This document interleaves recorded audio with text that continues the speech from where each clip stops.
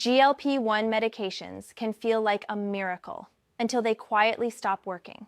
Every single week, I see the same story. People losing weight, but feeling awful, hitting plateaus way too early, or quitting altogether, not because the medication failed, but because of small mistakes no one warned them about. Today, I'm breaking down the 10 biggest mistakes people make on GLP-1 medications and exactly how to fix each one. And you'll want to stay until the end because the final mistake is the one that explains why so many people think these meds stopped working when they didn't. I'm Afsoon, a physician assistant in primary care. I prescribe and manage GLP-1 medications every day, and my job is to make the science practical, realistic, and sustainable. This is education, not medical advice. If you want to use these medications smarter, not harder, you're in the right place. Let's start. If that sounds useful, like the video, subscribe, and let's get into it. Before we talk about mistakes, there's something you have to understand first, because these medications don't work by willpower, they work by hijacking biology. GLP-1 stands for glucagon-like peptide 1. It's a hormone your body already releases every time you eat. Its job is simple but powerful. It slows how fast food leaves your stomach, tells your brain you're full, and helps your pancreas release insulin more effectively. That's why hunger gets quiet. That's why cravings fade. That's why blood sugar improves. Medications like semaglutide take that natural signal and turn up the volume. You've heard the brand names: Ozempic for diabetes, Wegovy for weight loss. Then there's tirzepatide, Mounjaro, Zepbound.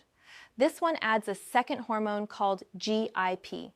GIP helps your body use energy better and shifts how fat is metabolized.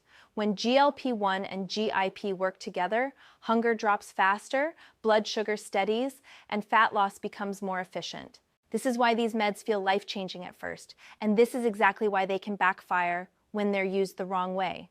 They are powerful tools, and power without strategy always creates problems. These medications support your biology. They don't replace habits. How you use them determines whether they help you or quietly work against you. This is the biggest mistake I see, and almost everyone makes it. GLP-1 medications suppress appetite so effectively that people unintentionally undereat.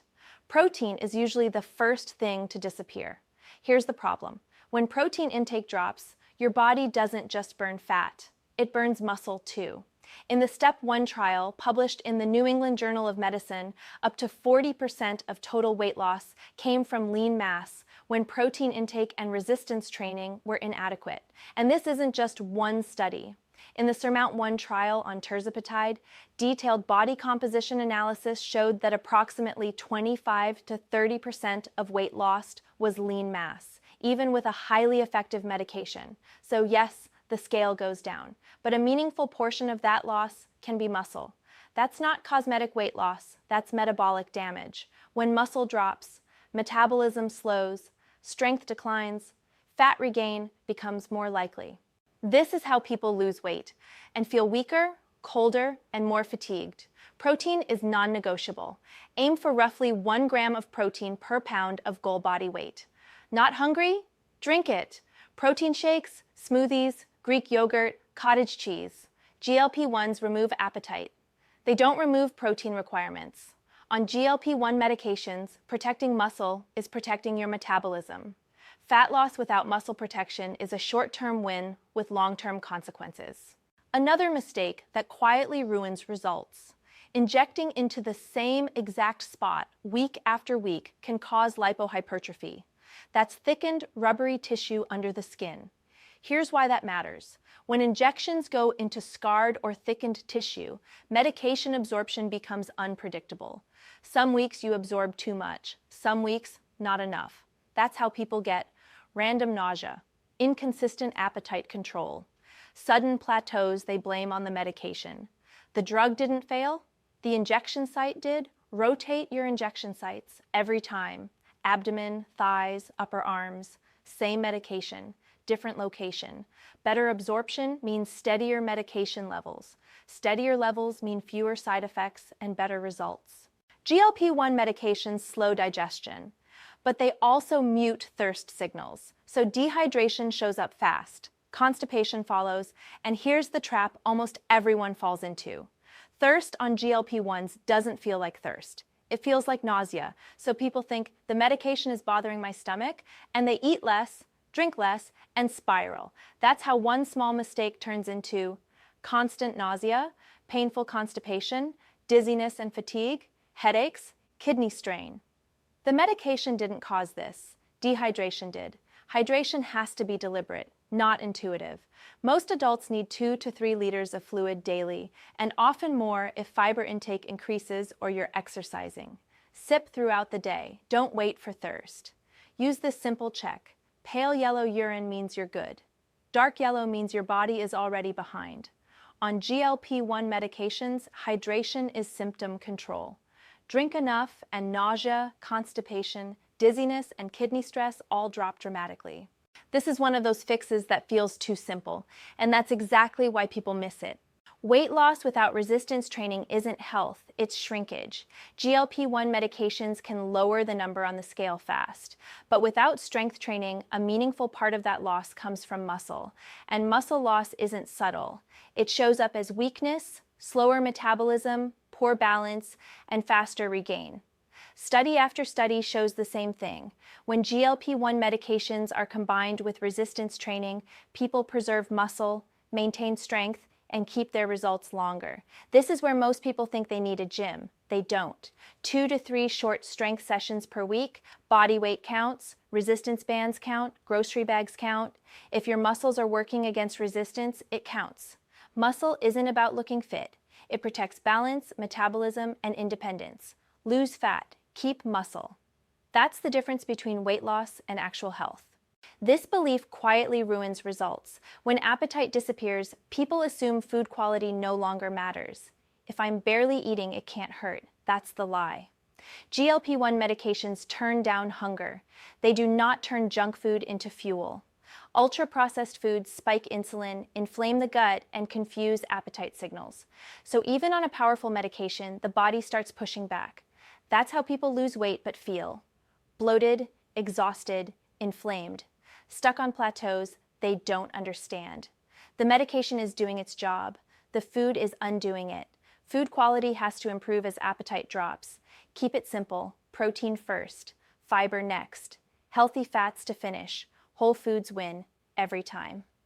Patient education takeaway. GLP-1 medications support the plan. They don't cancel bad input. Skipping doses doesn't just slow progress. It resets symptoms. When GLP-1 levels drop, hunger comes roaring back, cravings spike, nausea shows up again when you restart, and people assume the medication stopped working? It didn't. Inconsistency broke the signal. GLP-1 medications are designed to create steady hormone levels. Missed doses and the body swings. Swings create side effects and plateaus. Pick one injection day and protect it. Same day, every week. Use phone reminders, tie it to a routine.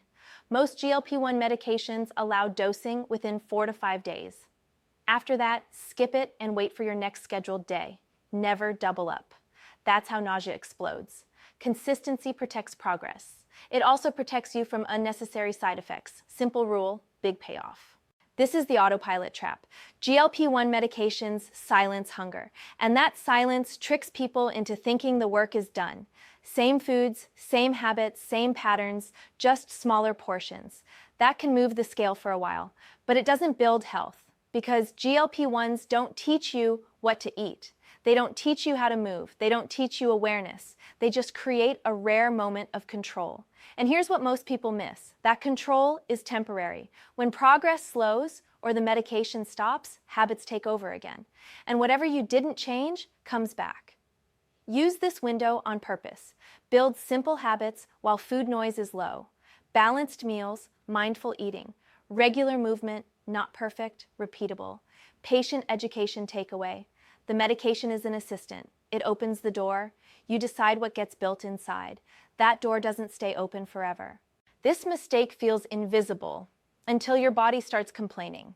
When appetite drops, food volume drops. And when food drops, micronutrients drop with it.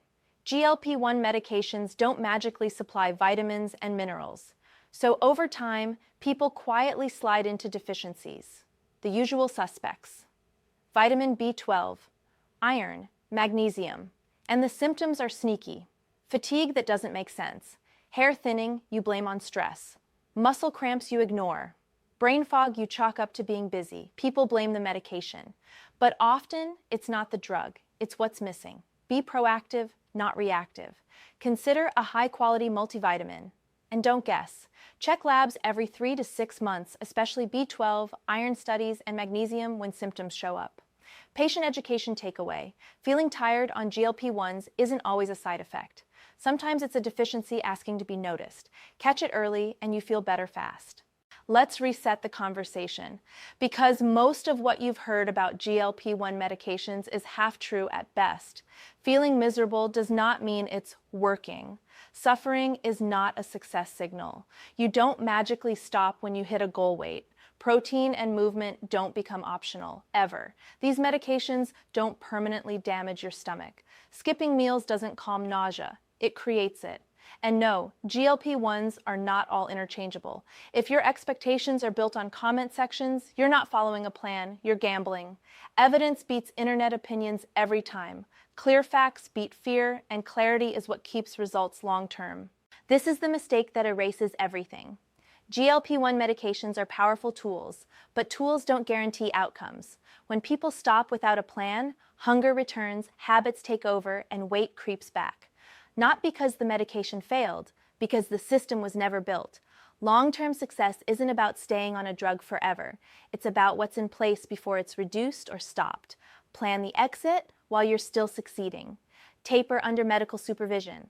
Protect protein intake. Keep strength training non-negotiable. Maintain follow-ups so adjustments happen early, not after regain.